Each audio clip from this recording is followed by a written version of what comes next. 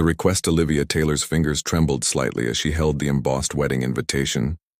The heavy cream cardstock seemed to mock her with its elegance and the two intertwined names printed in flowing script. James Bennett and Vanessa Morgan request the pleasure of your company. She set the invitation on her small kitchen table and stared out the window of her apartment, watching raindrops trace patterns down the glass. Outside, the city continued its relentless pace, unaware of the small earthquake happening in her chest. Why would he invite me? She whispered to the empty room. At 31, Olivia had rebuilt her life piece by careful piece after James had walked away 3 years ago. They had been engaged, planning a future together, when her photography career hit a devastating setback. The gallery showing she had invested everything in, financially and emotionally, had been poorly attended and critically dismissed.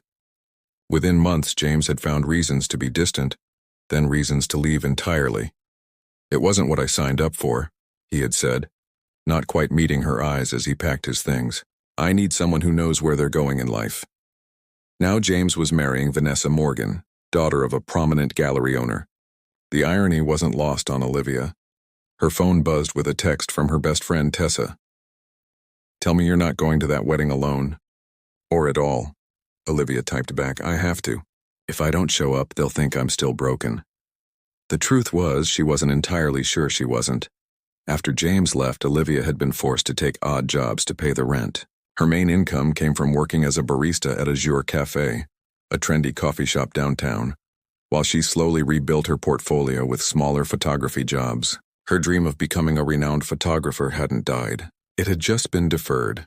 The wedding was tomorrow evening, and Olivia had no date, no impressive career achievements to discuss, and a dress she had splurged on with her last photography gig payment, a rare architectural shoot for a local magazine that had paid surprisingly well. Her phone rang. Tessa again.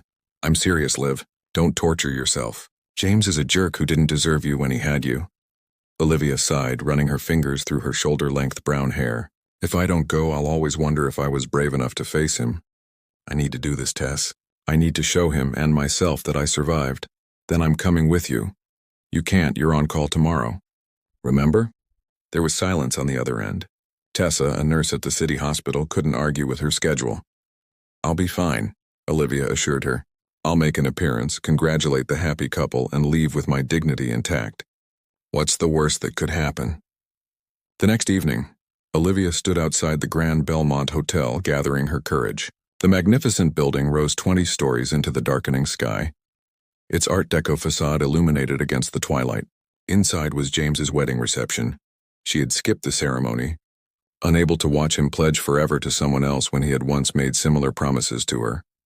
She wore the emerald green dress she had chosen so carefully, fitted but not tight, elegant but not trying too hard. Her hair was styled in loose waves, and she had applied makeup with a careful hand, aiming for natural beauty rather than obvious effort. The overall effect, she hoped, was of someone who had moved on completely, if only her pounding heart would cooperate with the illusion. Just go in, she muttered to herself. Smile, be gracious, show them all you're doing wonderfully, then leave.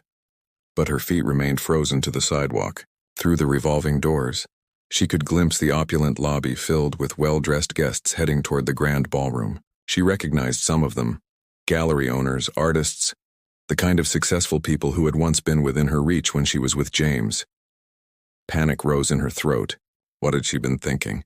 She couldn't walk in there alone, face James and his picture-perfect bride, endure the pitying glances and whispered comments. Just as she was about to turn away, to flee back to the safety of her apartment, someone approached from behind. Excuse me, I need to get through. The deep voice startled her.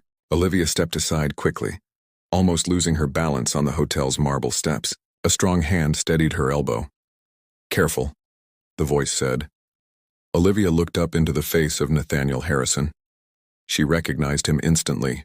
Nathaniel was a semi-regular at Azure Cafe, tall, imposingly handsome in a serious way, always impeccably dressed in suits that screamed success without trying.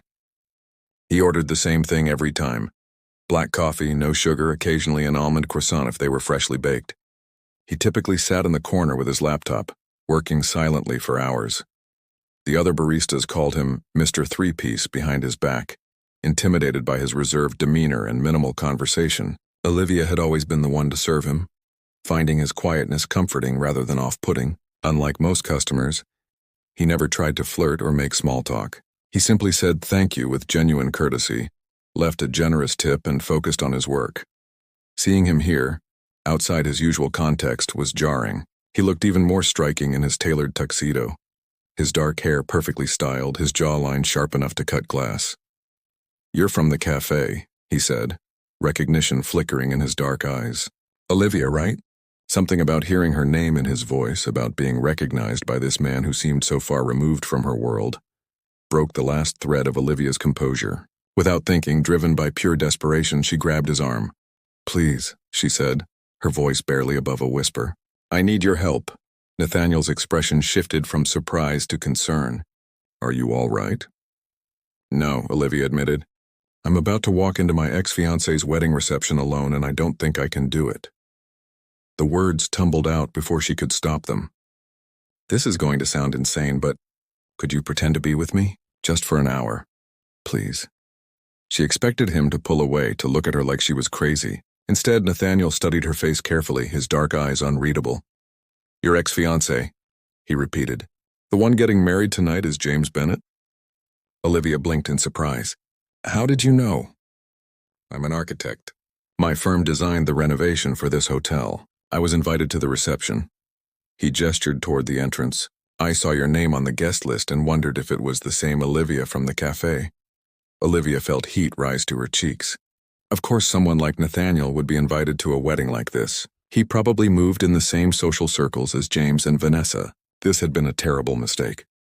"I'm so sorry," she said, releasing his arm and stepping back. "Please forget I said anything. I shouldn't have—" "I'll do it," Nathaniel interrupted, his voice calm and certain. Olivia stared at him, sure she had misheard. "What? I'll accompany you," he clarified. "If that's what you need. But why would you help me? You don't even know me." Nathaniel's expression softened almost imperceptibly. "I know you make the best coffee in the city. I know you're the only barista who remembers exactly how I like my order. I know you're a photographer, I've seen your camera bag. And right now, I know you could use a friend." Friend was a generous term for what they were, but Olivia was too grateful to question his kindness. "Thank you," she whispered. "I won't keep you long. I just need to make an appearance, show them I'm fine, and leave." Nathaniel offered her his arm, the gesture so formal and yet somehow comforting. "Shall we?" As Olivia placed her hand on his arm, feeling the solid warmth of him through the expensive fabric of his tuxedo, she had no way of knowing that Nathaniel Harrison had been watching her for months, that he had carefully timed his visits to Azure Cafe to coincide with her shifts, that he had been collecting her photographs from small local exhibitions, admiring her unique perspective and raw talent, that he had recognized her name on the wedding invitation, and had been both disturbed and intrigued by the connection. She had no way of knowing that when she had asked this seemingly random stranger to pretend to care about her, she had inadvertently chosen the one man who already did. Together, they walked through the revolving doors and into the brightly lit lobby, where the sounds of celebration echoed from the grand ballroom beyond. Just 1 hour, Olivia reminded herself, drawing strength from Nathaniel's steady presence beside her. But as they joined the flow of guests moving toward the reception, Nathaniel's hand moved to the small of her back, guiding her with a natural intimacy that sent an unexpected warmth through her body. "Ready?" he asked quietly, his breath warm against her ear. Olivia nodded, steeling herself for what lay ahead, as I'll ever be. What she couldn't possibly prepare for was how convincingly Nathaniel Harrison would play the role of a man in love, or how real it would feel to be the object of his attention. Even if just for pretend, the performance, the grand ballroom took Olivia's breath away. Crystal chandeliers, floral arrangements, and the gentle notes of a string quartet created an atmosphere of refined elegance. As they entered, Nathaniel's arm wrapped protectively around her waist, a gesture that felt surprisingly natural. "They're watching us," Olivia whispered, noticing the curious glances. "Let them," Nathaniel replied calmly, guiding her toward the bar. As they waited for drinks, James appeared with his bride. He looked exactly as Olivia remembered. Handsome in a conventional way, with perfectly styled blonde hair and a practiced smile that Nevi. When James approached them on the dance floor, his expression smug after several champagnes, Olivia tensed. I always knew you'd find someone who appreciated your hobbies, James said. Though I admit I'm surprised by how quickly you moved on. Before Olivia could respond, Nathaniel pulled her closer. Some men recognize value immediately, he said quietly. Then, to Olivia's complete shock, he leaned down and kissed her. His lips were warm and gentle, the kiss brief but undeniably tender. When he pulled away, Olivia saw something unexpected in his eyes. Not pretense, but genuine emotion quickly masked by his usual reserve. As James walked away, clearly unsettled, Olivia realized with a jolt that for a moment she had completely forgotten they were pretending. The aftermath, the Monday following the wedding, Olivia returned to her shift at Azure Cafe with a strange sense of anticipation. The events of Saturday night felt almost dreamlike. Nathaniel's convincing performance, the gentle pressure of his lips against hers, the way he had escorted her home with perfect gentlemanly courtesy. "Thank you for tonight," she had said at her door. "It was my pleasure," he had replied simply, before disappearing into the night. At precisely 9:15, Nathaniel entered the cafe exactly as he did every Monday. Olivia's heart inexplicably quickened. "Your usual?" she asked, trying to sound normal. "Please." His expression revealed nothing of their shared evening. As she prepared his coffee, Tessa appeared beside her. "That's him, isn't it?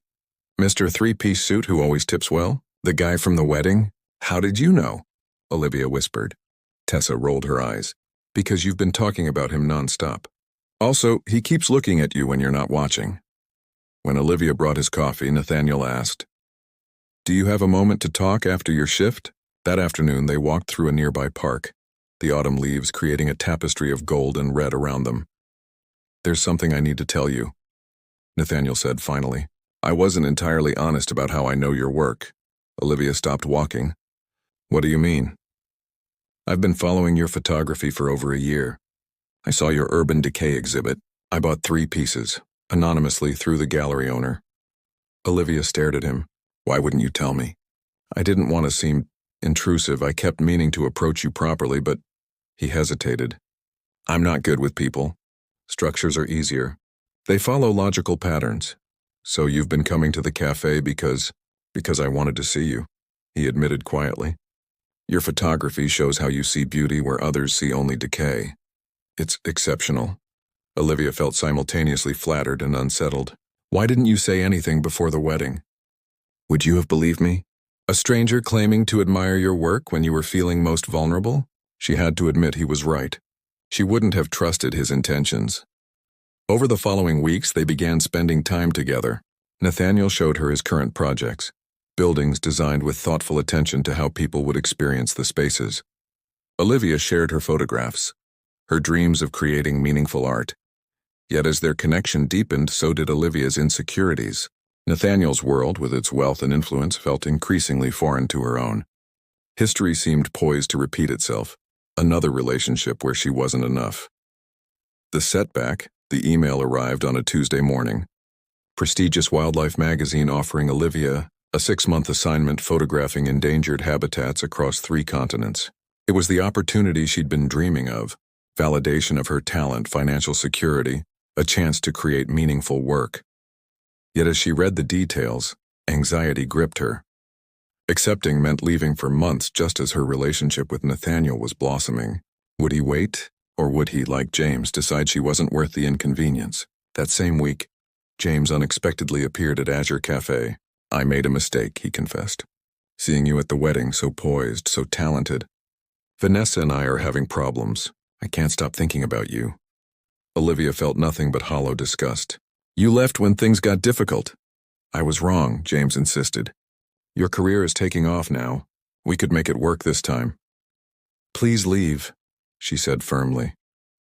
But the encounter left Olivia shaken, old insecurities resurfacing. If James only wanted her now that she had potential success, what did that say about Nathaniel's interest? When Nathaniel arrived that evening to take her to dinner, Olivia was distant, creating a wall of polite conversation between them. Nathaniel, perceptive as always, finally asked, "What's wrong?" She told him about the assignment, watching carefully for his reaction. "That's incredible, Olivia. You should absolutely accept." His immediate support should have been reassuring, but to Olivia's wounded heart, it felt like dismissal. "You don't mind that I'd be gone for months?" "Of course I'd miss you," he said. But this is your dream. Before Olivia could respond, her phone buzzed with a text from James. Nathaniel glimpsed the name on the screen, his expression shuddering closed. James contacted you? His voice was carefully neutral. It's nothing, Olivia said quickly. You don't owe me explanations, Nathaniel replied, suddenly formal. We've only known each other a short time. The evening ended with painful politeness, both retreating behind walls of protection. When Nathaniel didn't return to the cafe for a week, Olivia assumed he'd decided she wasn't worth the complication, just as James had once done. With a heavy heart, she accepted the assignment. The truth, 2 days before her departure, Olivia visited a new architectural exhibition downtown, seeking closure by understanding Nathaniel's world before leaving. Among the building models and blueprints, one display stopped her completely. A modernist gallery space with elements that looked hauntingly familiar. The accompanying text read, "The Harrison Light Project, a gallery designed to showcase emerging photographers, featuring spaces inspired by the work of Olivia Taylor." Nearby hung in large details from her Urban Decay series, credited with influencing the building's innovative lighting design. He was going to tell you at dinner that night. Olivia turned to find Tessa behind her. You knew about this? He came to the cafe looking for you after you stopped answering his texts. He asked me to give you something. Tessa handed her an envelope containing a small key and a note. For when you return, if you want to see what I've been building. That night, Olivia stood in the pouring rain outside Nathaniel's office. Through the glass doors, she could see him working late, surrounded by blueprints. When he looked up and saw her, his carefully maintained composure slipped. He opened the door, rain soaking them both as they stood facing each other. You're building a gallery inspired by my photography, Olivia said. I started the designs the day after the wedding, Nathaniel admitted. I wanted to create a space where artists like you would never have to compromise, where commercial success wouldn't determine artistic value. Why didn't you tell me? I was going to, but then James texted and I thought, he hesitated. I thought perhaps you'd reconsidered your past. James wanted me back because he saw potential success, Olivia said quietly. That night at the wedding when I asked you to pretend, was it all pretend for you? Nathaniel's expression softened. Nothing about that night was pretend for me, Olivia.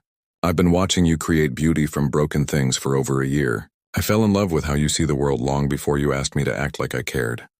I'm leaving in 2 days, she whispered. I know, and you should go. Your talent deserves to be seen. He took her hands.